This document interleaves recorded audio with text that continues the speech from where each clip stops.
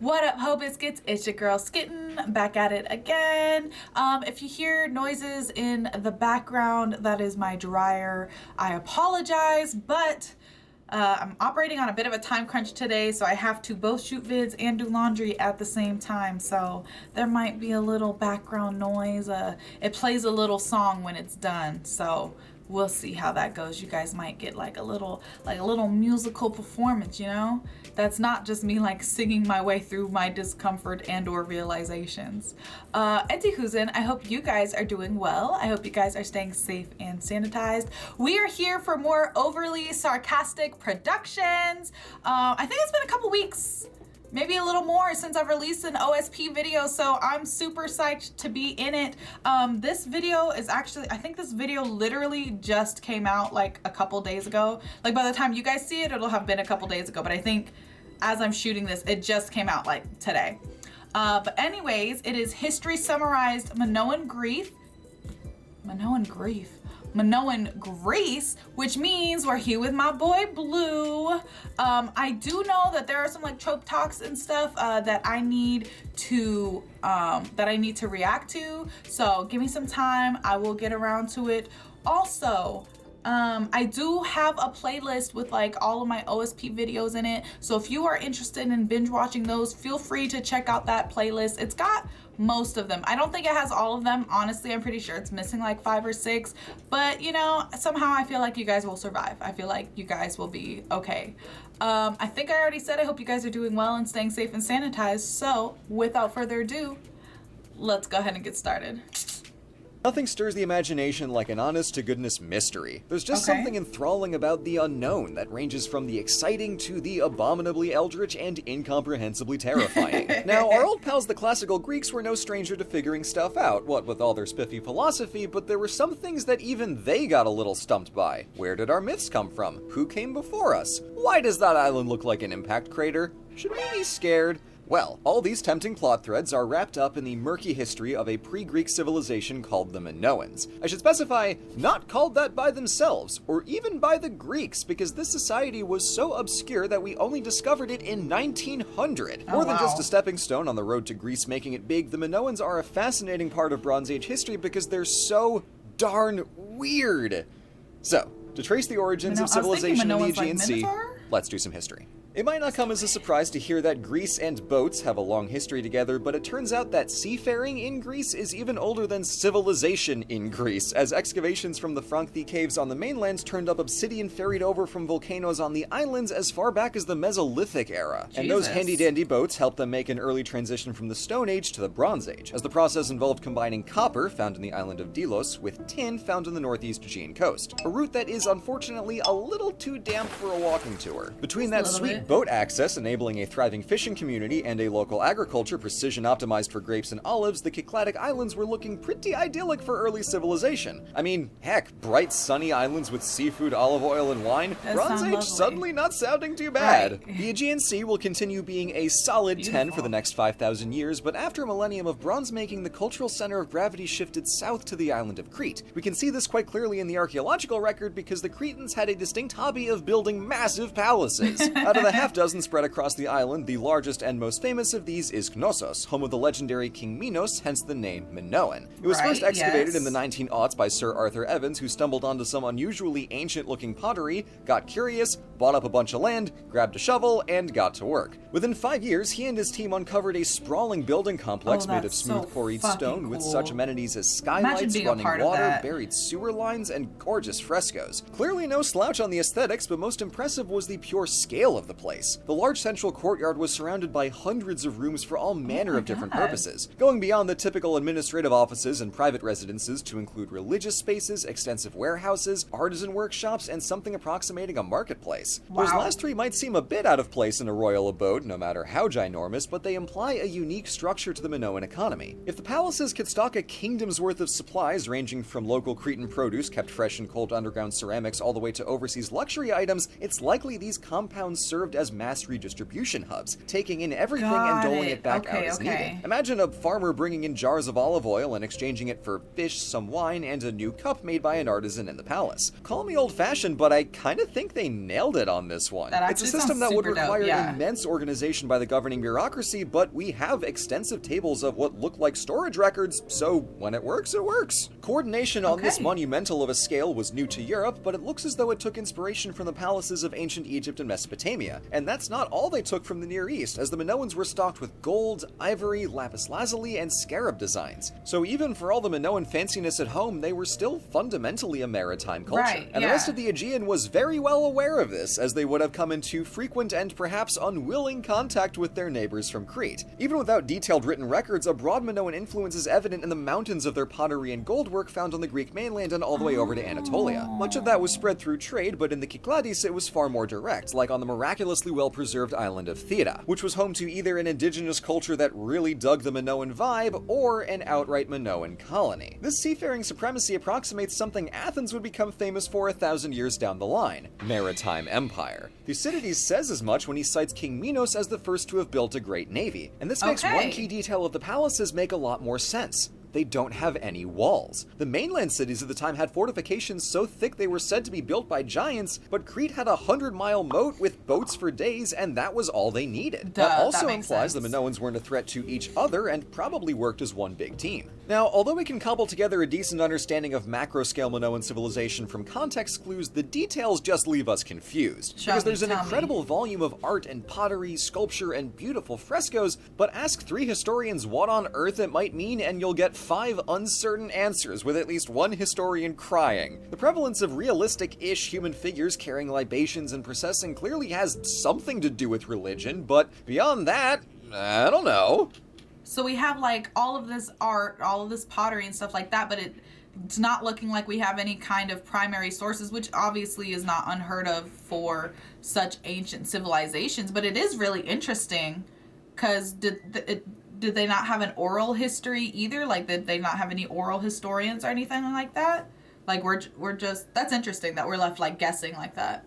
There's also a reverence for the natural world, with particular emphasis on bulls, as stylized horns show up all over the roof of the palace, and one fresco depicts a gymnast leaping over a charging bull. Because, cool. sure, parkour is cool and all, but wake me up when the jungle gym starts fighting back. It's metal as hell, but it still doesn't tell us anything without other context. The Minoans did have written languages, but since we don't know how to read either of them, they're stuck as a silent culture, artfully expressing something that we can't figure out. I don't know why it like I always forget that like we do not know every language that there is. Like there's a bunch of languages out there that like, you know, there's a bunch of written languages out there that we have no clue what the fuck they're talking about. We're just left to guess. I literally just always fucking forget that shit. Like as advanced as our technology is, like there's just dead languages out there that there's basically no way for us to figure out what the hell they're talking about. Prevalence of ornately dressed women in Cretan art might suggest a more egalitarian or even matriarchal social order than we're used to seeing in classical Greece, as women take active roles in sacrifice and processions and are sometimes surrounded by male attendants. There's obviously some reason for this, but was it a religious thing, an outright political matriarchy, or blind chance leaving behind more frescoes of women than men? We have absolutely zero idea. Now, coincidentally, we're not alone in our confusion, because the classical Greeks also had no clue what the Minoans were up to. In fact, without modern archaeology, their only indication that there was anything happening on Crete at all in the Bronze Age was from the myth of King Minos and the Minotaur. Red's given the full rundown before, but the salient details are a kingdom with lots of boats, a big old labyrinth, and a terrifying bull monster. Yes. This fits surprisingly well into the historical reality of a maritime empire that built complex palaces and was obsessed with bulls. But the later Greeks wouldn't have known that, because Minoan civilization was long dead and buried by the time Athens started loudly bragging about their hometown hero Theseus slaying the Minotaur. So if the Minoans were so big and tough, why didn't they stick around? The most dramatic theory attributes their decline to the island of Thera, which used to be an oval until 1628 BC, when a volcano blew it to bits and sank into the sea, throwing a giant cloud of ash across the southeast Aegean. This does explain why the Minoan site on the island is preserved with positively Pompeian precision, and it left an absolutely gorgeous landscape for tourists to enjoy when they go visit Santorini, but it doesn't explain the Minoan collapse, as it's 2 centuries ahead of schedule. Plato Plato likely drew on the distant memory of this explosion when he dreamed up the story of Atlantis, but it isn't our culprit. So let's go over what we do know about the Minoan chronology and see what we can figure out. The first palaces appeared sometime in the 1900s BC, with sites at Knossos, Phaistos, Zakros, Malia, Galatas, and Kydonia. After an earthquake in about 7... You said those very well, Blue. That is fucking impressive. 1700, the palaces were rebuilt with some added structural support, and over the next 2 centuries we see Minoan pottery make its way around the Aegean as outposts spring up from Thera to as far north as Kea. Then, around 1450, there's a break. Most of the palaces are destroyed, with Knossos surviving for another century before it's abandoned. Before 1450, records were kept in a language we call Linear A, which, strictly speaking, is not Greek. It's something else, but we don't know what, and that's why it's still undeciphered. Now, after 1450, the writing is in the same script, but recorded different spoken language. The script is called Linear B, the language is an early form of Greek, and the other place we see this script appear is on the mainland as written by a people called the Mycenaeans. These guys are relative latecomers, but they're best known as the Achaeans of the Iliad who supposedly fought the Trojan War. So what are they doing on Crete? Yeah, what the hell are you guys doing here? As it happened, here? They were in a lot of places, as an artistic survey of pottery in the 1300s BC shows the geometric Mycenaean style appearing all over the Minoans' old stomping grounds. So one way or another, it would seem like the Mycenaeans rolled up to Crete in the mid-1400s and either destroyed or deposed the Minoans, only to leave a century later. Without the palaces there to keep society running as it had been for the past several centuries, the entire civilization simply fizzled out and went back to local fishing and subsistence farming. Now, the wildest part is that the Athenians and the other classical Greeks actually knew about this, they just didn't realize it. The thing with the story of Theseus and the Minotaur is that it lets on more than it seems, because when we peer behind all the mythological window dressing, what we're left with is the distant, imprecise memory of the Minoan invasion of Crete. Not quite a bull monster, but tons of bovine art. Not quite an underground labyrinth, but a puzzlingly intricate palace complex. Not quite an annual tribute of 7 Athenian sacrifices, but... well, here's the thing. The Minoan outpost at Kea is within literal line of sight from the Athenian Cape Sunion where King Aegeus threw himself into the sea, and excavations on Crete turned up startling evidence of both human sacrifice and cannibalism. Mycenaean Athens may well have been a tributary to the Minoan maritime empire, and that's a fancy way to say a victim of constant piracy. Also, what does evidence of human sacrifice and cannibalism look like exactly? What does that look like? How do you, right, as an archaeologist, look at something and be like, oh yeah, they was eating niggas in here. This is where they were eating the people. This is where the people eating happened. That is a terrifying concept. What a horrifying concept.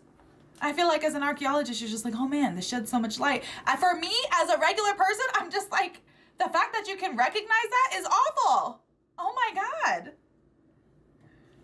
If Athens has an ancient myth about sailing to Crete and killing a big awful bull monster to liberate themselves from tyranny, that's not very far off from the actual invasion of Mycenaean Greeks in the mid-1400s. So far more than local prince kills giant monster version 18b, the myth of the Minotaur and the Labyrinth is an account of an actual historical event that's been run through half a millennium of mythological telephone. And that in my professional opinion, is sick as hell. That's pretty fucking It's some big-time irony that a civilization whose words nobody else can read is best known through a story that nobody thought was real. Modern archaeologists can ponder the Minoans with the aid of incredible discoveries to try and understand what was going on in this stunningly vibrant culture, but the Greeks that came after the Bronze Age, who had infinitely less to go on, were just as captivated by them. The pure mystery of the palace without a voice and the monster in the labyrinth is so damn compelling. It is impressive how many seemingly fundamental aspects of Greek history trace back to the time before it was even Greek history. Right, before Greece was even a thing. Terrifying. I love it. Thank you so much for watching. That was super fucking interesting. Every time I watch a video from OSP, whether it's one of Red's videos or one of Blue's videos, it makes me want to go back to school, but like not at fucking UNLV, because they completely destroyed the liberal arts college, which encompasses both like English lit and history. They like fucking destroyed it. made it very clear that their focus was on becoming a research university. And then of course we have like our world-renowned hospitality college. But they literally said, fuck the English department, fuck the history department. But anyway, it really makes me want to go back to school somewhere that like really just like values the fine arts, the liberal arts, somewhere where like I can take something more than like Southwestern literature or something. Like, who gives a fuck? You know what I mean? Y'all feel me? I feel like you guys get it. But this was fucking fascinating. When I saw that it was Minoan Greece, I was like, Minos, like the Minotaur? But I was like, no way, there's no way, it's just a coincidence. But it wasn't a coincidence, and that's one of the loveliest things about like ancient history, is that it's almost never a coincidence. They all lead back to the same thing most of the time. Anyways, I hope you guys enjoyed the video. Don't forget to leave your reaction requests and recommendations down in the comments below. And other than that, peace out, ho biscuits. It's Skittin' Lit.